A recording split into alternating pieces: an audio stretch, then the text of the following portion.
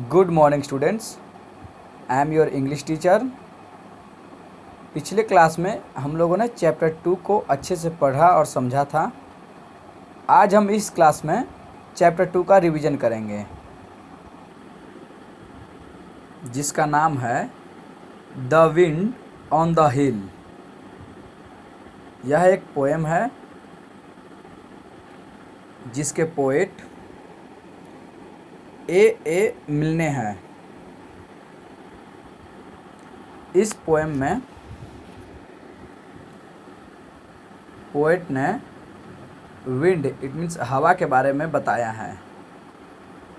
वे बताते हैं कि no one can tell me, कोई नहीं मुझे बता सकता है। नो बडी नोज, कोई नहीं जानता है। Where the wind comes from, कहाँ से हवा आती है, हवा कहाँ से आती है। वेयर द विंड गोज, हवा कहाँ जाती है, कोई मुझे नहीं बता सकता कि हवा कहाँ से आती है और कहाँ जाती है। इट्स फ्लाइंग फ्रॉम समवेयर, यह कहीं से उड़ रही है। As fast as it can, जितना तेज हो सकता है उतना तेज ये उड़ रही है। I could not keep up with it, मैं could not keep up with it, मैं इसको साथ नहीं रख सकता। नॉट इफ़ आई रैन, मैं इसको साथ नहीं रख सकता। नॉट नहीं, इफ़ आई रैन, यदि मैं भाग गया, चला गया, इसको मैं साथ नहीं रख सकता हूँ।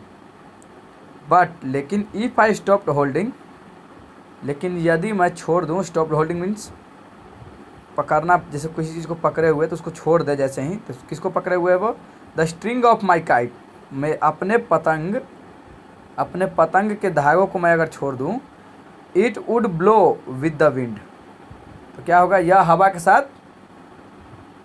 उड़ा होगा। For a day and a night, एक दिन और एक रात के लिए। इट मीन्स कि जो पोएट जो है वह पतंग को अपने हाथों में पकड़े हुए है, पतंग के धागों को अपने हाथों में पकड़े हुए, अगर उसको वह छोड़ देता है तो क्या होगा कि वह हवा के साथ क्या होगा, एक दिन एक रात के लिए उड़ जाएगा वो।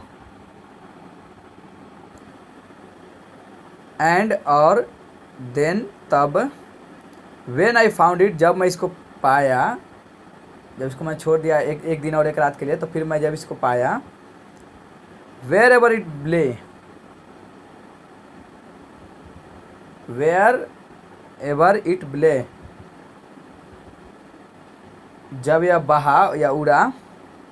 आई should know that the wind had been going there too, I should know, मुझे जानना चाहिए कि द विंड, हवा, had been going there too, मुझे पता होना चाहिए कि हवा वहाँ भी जा रहा था।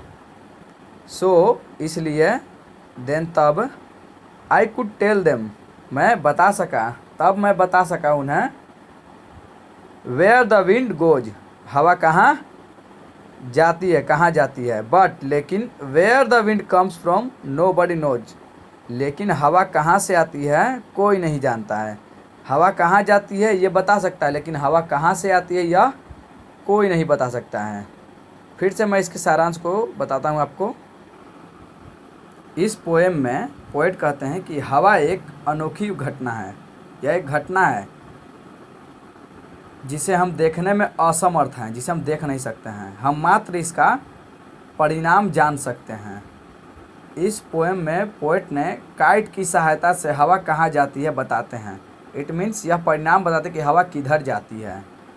इस पोएम के द्वारा हवा की स्वतंत्रता के बारे में बताया गया है। हवा फ्रीडम, मतलब हवा जो है आसानी से इधर उधर कहीं भी मूव कर सकती है, लेकिन कहाँ से आती है ये कोई नहीं जानता है उसे। यह एक स्वतंत्र चीज़ है जो घूमते रहती है।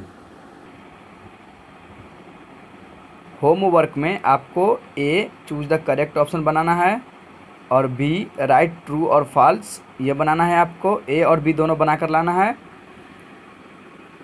सी एंड डी दोनों को बना के लाना है, सी और डी दोनों को। ओके।